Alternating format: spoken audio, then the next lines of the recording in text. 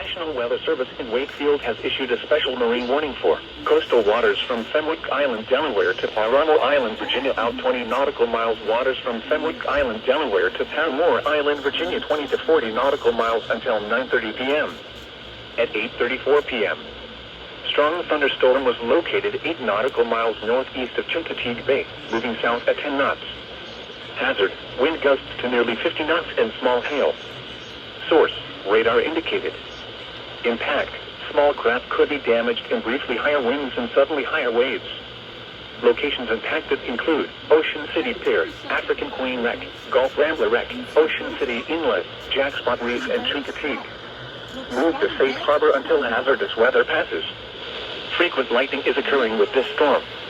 If caught on the open water, stay below deck if possible. Keep away from ungrounded metal objects. Was absolutely like, it's made